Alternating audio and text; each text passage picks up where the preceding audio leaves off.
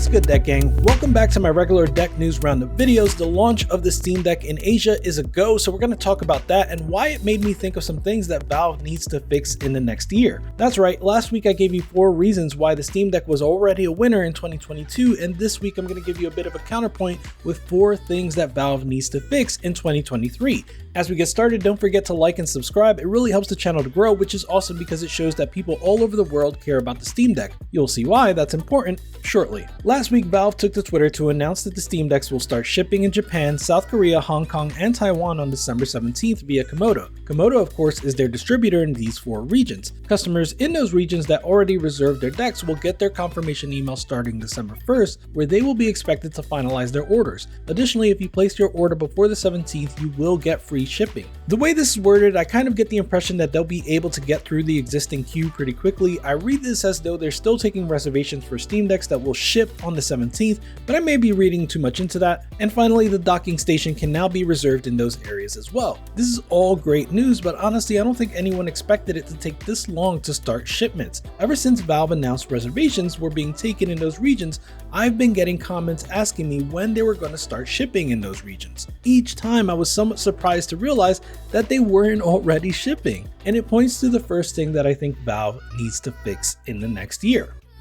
Number 1, the Steam Deck needs to ship to more regions. If you look at either the Twitter thread or Reddit thread that contained the announcement of the Steam Decks to start shipping in Asia in mid-December, they were both full of people asking when the Steam Deck was going to start shipping to their country or region. I'm talking Australia, Latin America, Brazil, Southeast Asia, Norway, India, the Middle East, South Africa, and more. There is a real fervor for the Steam Deck all over the globe, and I really want to see more and more people get their hands on one, and I would honestly say it's the number 1 thing that Valve has to address or fix in 2023. The other stuff I'm going to mention doesn't matter if people cannot buy the device in the first place. This is not an easy problem to solve, mind you. They have to deal with supply issues, keeping up with demand in current regions, and they have to find the right distributors in the new regions, all while trying to keep the MSRP reasonably low all over the world. So I'm very sympathetic that this is a difficult problem to solve if you want to do it correctly, which Valve clearly wants to do. But I think people are tired of waiting, and I don't blame them. I've had this channel for over a year now, and I have regular viewers of my videos that come here and comment positive things about the Steam Deck, but are still incredibly frustrated that they can't buy one through normal means. Additionally, and you can think of this as sort of a 1B, I think that it's also important to get the Steam Deck in retail stores. The reason this is important to me is because Steam as a platform and Steam Deck as a device have benefits and features that most people aren't even aware of yet. Many of us are people that have been on the Steam platform for years and years. In fact, comment down below with how many years of service you have on Steam. Let me see that badge. But the point is, we're all well aware of how good Steam Input is, or how easy it is to buy games from third-party shops, or how awesome Steam Workshop mods are, and how big the library of games is. But there are loads of potential consumers that don't know that yet, and they're not necessarily seeking it out, but they might buy a Steam Deck on a whim if they see it at Target. Overall, these things mean more Steam Decks in people's hands, which is good for the entire community. It means more contributors, but it also means a larger install base that can better lobby for some of the other things that we as a community want. If Valve can ramp up production such that they're able to ship to more regions, they can also start putting the Steam Deck on retail store shelves. And I hope that Valve can, in fact, make major strides on this effort in 2023, but if they do, they might need one more thing.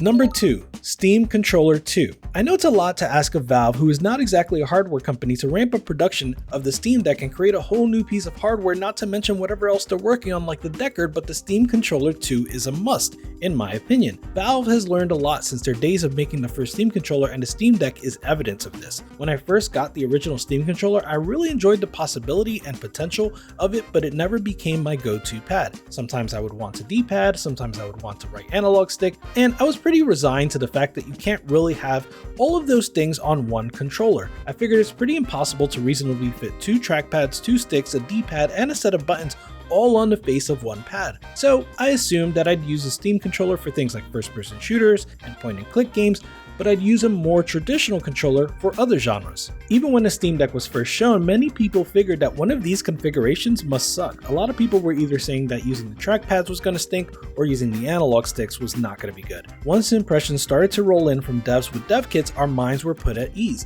Many developers all said that the controls and ergonomics were great, and once I tried it for myself, I personally was sold, and I've been getting more and more accustomed to the deck controls ever since. It's to the point now where the most annoying thing about docking between the deck is that I lose the deck controls. I don't have a high quality trackpad, I don't have capacitive sticks, I need a pro controller of some sort if I want back paddles.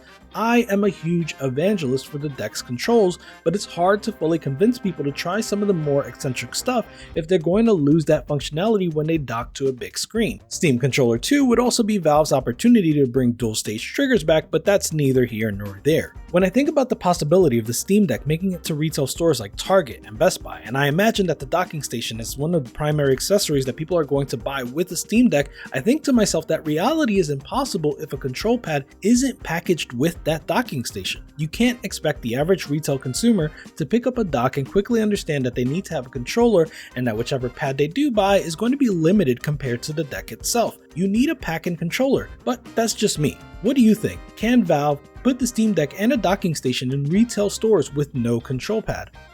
Before we get into the third and fourth things that Valve need to fix, I want to shout out Basis for sponsoring this video. Basis make a bunch of electronic accessories, but I've known them for their power banks, and once I tried this one out, I was happy to partner with them because that's how much I like this particular battery bank. This is a 74 watt-hour battery compared to the Steam Deck's 40 watt-hour battery. Take this with you wherever you go and you extend your Steam Deck battery life by an additional 150%. Just to give you some real life numbers from recent usage, I started charging my Steam Deck when it was down to 29% and it charged up to 70% in 49 minutes with 68% left on the power bank itself. This was all while the Steam Deck was in sleep mode. As for the features of this particular battery bank, there is one USB-C port, one micro USB port, and two USB-A. It also has this LED that I love. It tells you the battery life left on the power bank and whether the bank is receiving or giving power. Finally, there's the power button on the side. You can even press the button to toggle between different views. This is a really excellent power bank, genuinely the best I've used so far, and as always, there's a link in the description if you want to pick this one up. They have a big sale happening right now, so check those instructions in the description for how to take advantage of that. Thanks again to Basis for sponsoring this video. Number 3. Lobby for better developer support. And also 3B, fix issues with Deck Verified, but more on that later. If you live in one of the 8 regions that Valve will already be shipping to, then this is probably your number one thing for Valve to fix in the next year. Rightfully so. If you already have a Steam Deck, then the next most important thing to you is games. It's clear that before the launch of the Steam Deck, Valve made a tremendous effort to make sure developers were supporting this device. We heard from Valve about how they worked with Capcom on Monster Hunter Rise or From Software on Elden Ring, and this was indicative of how much effort the entire company was putting forward to make sure that the Steam Deck would play high-profile games of 2022. While we've heard less about those efforts since launch, I'm certain that they've continued to work with developers on support. But personally, I think it's time to shift up a gear on this effort. Top games like Rust, PUBG, Modern Warfare 2, and Lost Ark are unplayable and completely unsupported on the Steam Deck. Modern Warfare 2 is one of the biggest games of the year and you can't play it on the Steam Deck. I'm sure that Valve has tried again and again to work with those developers to get those games working on deck, but I hope that they double down their efforts in 2023. I don't know what the answer is, whether it's financial incentives or something else, but I'm holding out hope that more can be done. But honestly, anti-cheat isn't nearly the only problem with dev support on the Steam Deck. There are so many disparate issues that I have a tough time of even knowing where to begin, but let's start with one that most of us can agree on: launchers. In theory, I can imagine a world where launchers don't have to suck. For example, if you could log in through your phone and then link your Steam account so you never have to log into that launcher again, and also the launcher itself doesn't function as an online DRM, well, I'd be okay with a launcher like that. But clearly that's not the world we live in. The launchers today are not good on PC and they're even worse on deck. Worse still is that the launcher will be updated, like in the case of Final Fantasy XIV Online or more notably the EA games, and it will break support for the Steam Deck, which makes the verified system a little less useful. Thankfully, yes, Valve will go back and update the verified status to reflect the current state of the game, but it still means that I paid for a game that was verified when I bought it, but is now no longer verified, maybe even unplayable on the platform I potentially bought it for. And if it's already been 2 weeks and I've already played more than 2 hours, maybe I won't even get a refund if I ask for one. All of that is fairly unacceptable and, to be honest, only scratches the surface. I want to live in a world where there is an extra level of certification and incentive for games that go above and beyond in terms of implementing Steam Deck support. What do I mean by that? I mean games that support cloud saves, mixed input, faster load times, fully support SciAPI, also known as Steam Input API, and take advantage of Steam Deck depots where applicable. Let's take load times as an example. There's a very good beat 'em up called Jitsu Squad that takes 15 seconds to get to a title screen and over 35 seconds to get in-game after that. Nearly a minute total to get to gameplay. For what it's worth, I hate to call this game out because it's a very good game made by a very small indie team, but the load time is too long for a handheld. And while this game wasn't specifically designed for a handheld, it is in fact Steam Deck verified. It's too late to add new requirements to Deck Verified, but I'd love to see some badges for games that implement all of these things. I suppose I can make a curator account to do this, but I personally wish it was driven from within Valve. Number 4, ship SteamOS 3 for all. To be honest, I teetered on this one quite a bit. I'm not terribly invested in getting SteamOS on other platforms, so I almost didn't include it in this video, but then I put up a poll that asked you what Valve should address in 2023, and 11% of you voted for shipping SteamOS 3 for all. Granted, this got nearly the fewest votes, but it's still a lot of people that think Valve really needs to do this. So I want to hear from you. Why do you want SteamOS 3, and on what machines would you install it on? For me, I would be interested in trying it on other handheld PCs like the Aya Neo Air, or I'd really be interested if Valve released a consoleized PC for the TV. Otherwise, I don't think it would end up being a daily driver for me, but I'd love to be proven wrong. There are a couple other things that you all mentioned in my poll that I'd like to call out here. Firegate 13 suggested dual booting support for the Steam Deck, and I honestly like that even more than SteamOS 3 for all. There's a large contingent of folks that would rather I not mention Windows on deck, not even a little bit, and I get it, but I'm personally interested in WinDeck as an option. I'm here for games more than I am for Linux, but I respect you if you're the opposite. A few of you wanted software improvements like Isamero, who asked for a real offline mode, or Stormy Ice Leopard, who wants the ability to record in gaming mode.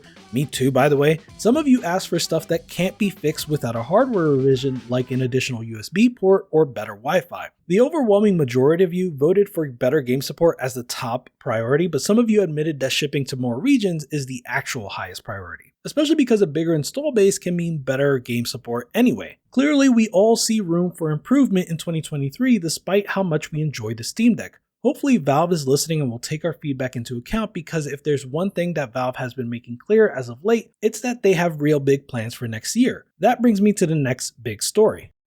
Valve is giving away one Steam Deck during the Game Awards. Wait, did I say one Steam Deck? I meant one Steam Deck for every minute during the live airings of the Game Awards. All you have to do is register over at Steam and then watch the Game Awards live on Steam. I registered because I want that Steam Pal sticker, but if I'm lucky enough to win a Steam Deck, you better know I'm definitely just gonna give it away to one of my viewers. But yeah, that Steam Pal sticker is adorable, so go register for the giveaway and go get you one.